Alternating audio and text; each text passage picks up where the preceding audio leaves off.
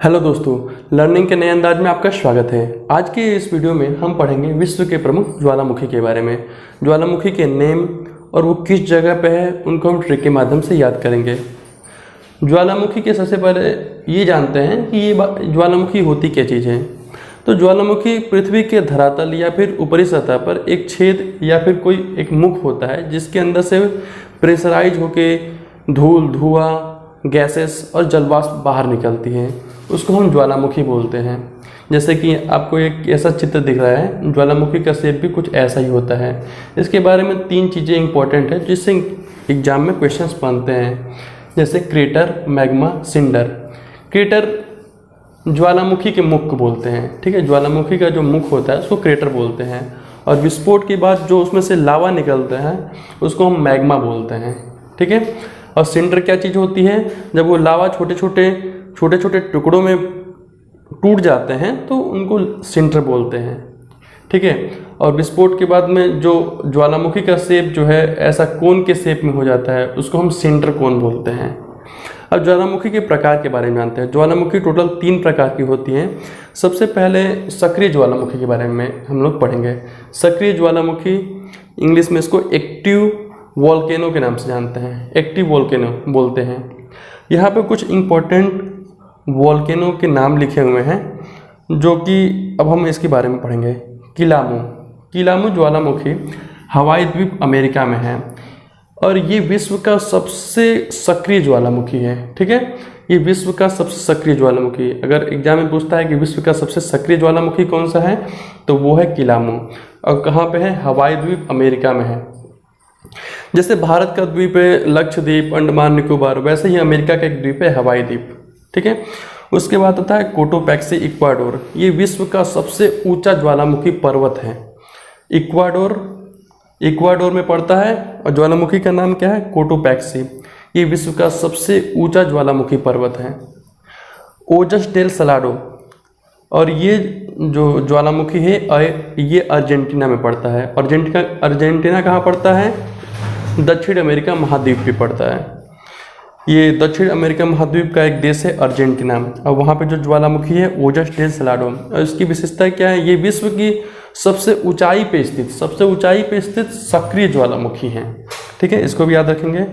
और एक और एग्जाम में इससे रिलेटेड क्वेश्चन आता है कि स्ट्राम्बोली ज्वालामुखी, ये भूमध्य सागर का प्रकाश स्तंभ बोला जाता है, ठीक है। अब इनके नाम को तो हमने पढ़ लिया, लेकिन याद कैसे करेंगे? जल्दी याद नहीं होता है क्योंकि इसके नाम देखिए कितने क्रिटिकल है। किलामू, कोटोपैक्सी, ओजस डेल सलाडो, और वो किस जगह पे हैं वो कैसे याद करेंगे, इसको हम देखते हैं। देखिए ये क्या है? किलामू विश्व का सबसे सक्रिय ज्वालामुखी। यानी सक्रिय होने का मतलब क्या है कि सक्रिय ज्वालामुखी बोले तो ऐसा ज्वालामुखी जिसमें से हमेशा धूल, इस ज्वालामुखी के मुख से हमेशा धूल, धुआं, गैसेस और जलवाष्प निकलती रहती है। जलवाष्प के बारे में एक इम्पॉर्टेंट चीज़ है, ये ज्वालामुखी से 80 से 90% जो मतलब जो इसके अंदर से धूल, धुआं के साथ गैसेस और जलवाष्प निकलती है, उसमें 80 से 90% केवल जलवाष्प होता है। बाकी उसके अलावा बहुत सारे लावा, गैसेस और धूल वगैरह होता है, ठीक है। किलामू सबसे सक्रिय ज्वालामुखी है। इसके लिए देखिए इसको हम ट्रिक के साथ कैसे याद करेंगे। देखिए किलामू हवाई द्वीप पे है। किलामू कैसा इसका साउंड दे रहा है? कील की तरह। कील कैसा होता है? ऐसा, ठीक है, ठीक है। तो ये ज्वालामुखी सबसे सक्रिय है, यानी इसके मुख से हमेशा धूल, धुआं, मिट्टी निकलता रहता है। तो अब इसमें से धूल, धुआं के साथ हवा भी बहुत निकलता है। ऐसे याद रखेंगे कि एक ऐसा ज्वालामुखी जो कि सक्रिय है, सक्रिय होने की वजह से उसमें से उसका मुंह जो है कील की तरह हो गया है। तो किलामू से हो गया कील, जो कि हम लोग इससे याद कर सकते हैं। और हवा निकलती रहती है, से हो गया हवाई द्वीप, और अमेरिका में पड़ता है, ठीक है। बहुत ईजी है, थोड़ा मतलब सुनने में अजीब है, बट आप ऐसे याद करेंगे तभी याद होगा। ये किलामू द्वीप बहुत सक्रिय ज्वालामुखी है, इसके मुख से हमेशा धूल, धुआं, गैसेस निकलती रहती है, इसके लिए इसका मुंह कील की तरह हो गया है, और इसमें से हवा निकलती रहती है, तो इसलिए हवाई द्वीप, ठीक है। दूसरा है कोटोपैक्सी, जो कि विश्व का सबसे ऊंचा ज्वालामुखी पर्वत है। कैसे याद करेंगे? कोटो कैसा साउंड दे रहा है? कोटा का साउंड दे रहा है, कोटा। और हमारे देश में जो कोटा है एक ऐसा जगह है जहाँ पे सभी प्रकार के कॉम्पिटिटिव एग्जाम्स या फिर मेडिकल या फिर इंजीनियरिंग की तैयारी करवाई जाती है। तो सारे स्टूडेंट्स को कुछ एक ना एक बार तो वहाँ पे जाना चाहिए। एक ना एक बार से हो गया आपका इक्वाडोर, ये वर्ड से हम लोग पकड़ेंगे। और कोटो से हो गया आपका कोटोपैक्सी, कोटा से हो गया कोटोपैक्सी। और एक ना एक बार जाना चाहिए, तो एक बार से हो गया आपका इक्वाडोर। ऐसा रिलेट करके याद करेंगे। ओजस डेल सलाडो, ओजस का आप वर्ड ले लीजिए ओ, डी से आपकी डेल से वर्ड ले लीजिए del, O D.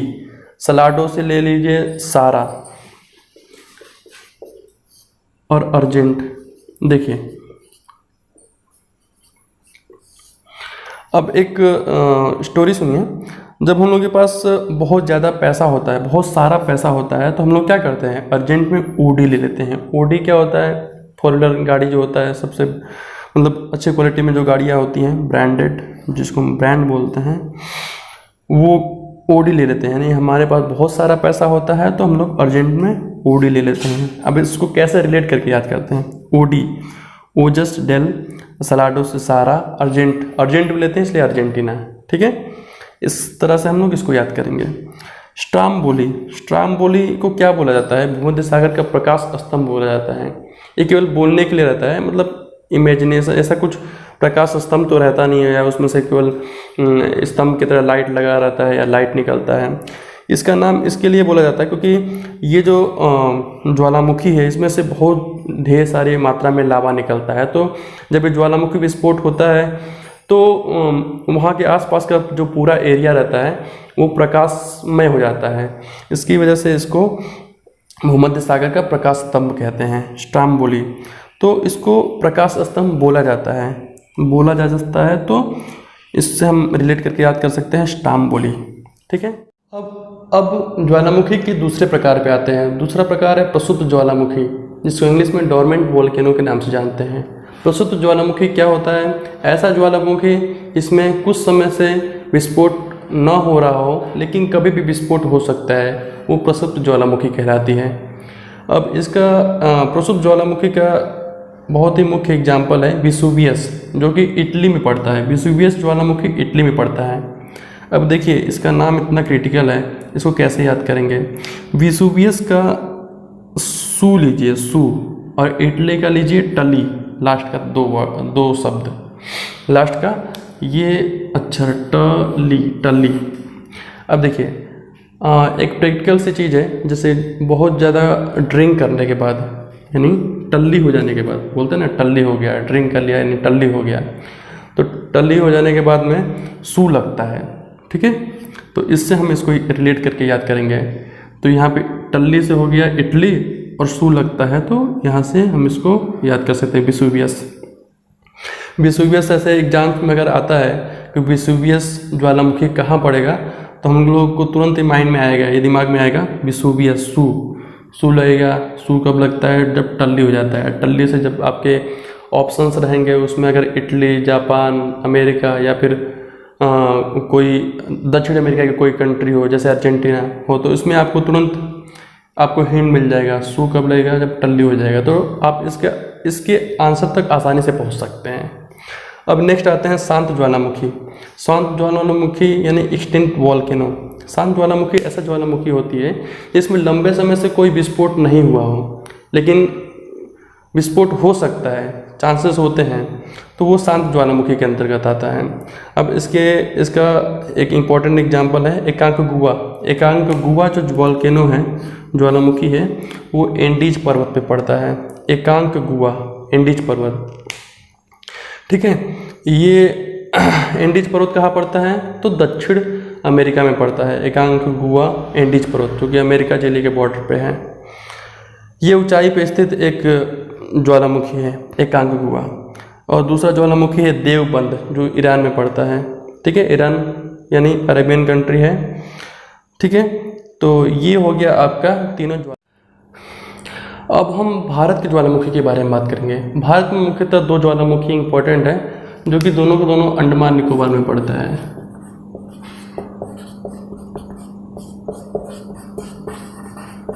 Andaman Nicobar में पड़ता है। कौन कौन सी है वो दोनों? नारकोंडम और बेरन। ये दोनों ज्वालामुखी भारत के अंडमान निकोबार में पड़ता है। नारकोंडम एक प्रसुप्त ज्वालामुखी है।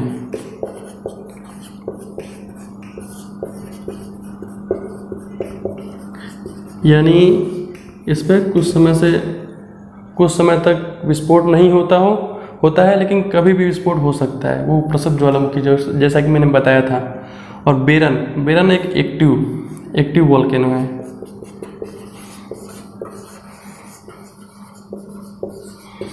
ठीक है, नाम से ही आपको प्रतीत हो जाएगा, मिल जाएगा। जैसे ऑप्शन में अगर रहेगा तो पता चल जाएगा। कैसे पता करेंगे? बेरन, रन मतलब दौड़ना, यानी रन ज़्यादा एक्टिव लोग करते हैं। एक्टिव होता है तो कोई क्या करता है? रनिंग करता है तो इससे आप बता सकते हैं एक्टिव वोल्केनो है। एग्जाम में ऐसा क्वेश्चन पूछता है कि बेरन कैसा ज्वालामुखी है? एक्टिव ज्वालामुखी है, एक्सटिंक्ट ज्वालामुखी है, या फिर प्रसुप्त ज्वालामुखी है। ठीक है, तो ये हमारा ज्वालामुखी का चैप्टर खत्म होता है। आप इस वीडियो को 2-3 बार देख लीजिए, आपके दिमाग में बिल्कुल अच्छे तरह से बैठ जाएगा। और ये ऑप्शंस जो है ना, जो मैंने ट्रिक बताया, आप ऐसे याद करेंगे तो इनके जो नेम है ना, नेम बहुत आसानी से इसकी जगह को कैसे रिलेट करके पढ़ेंगे वैसे आप याद करेंगे तो आपको लंबे समय तक याद रहेगा और एग्जाम में कोई कन्फ्यूजन नहीं होगा। तो अगर आपको इस वीडियो अच्छा लगा तो प्लीज़ लाइक कीजिए, और अगर आप हमारे चैनल पर नए हैं तो प्लीज़ सब्सक्राइब कीजिए।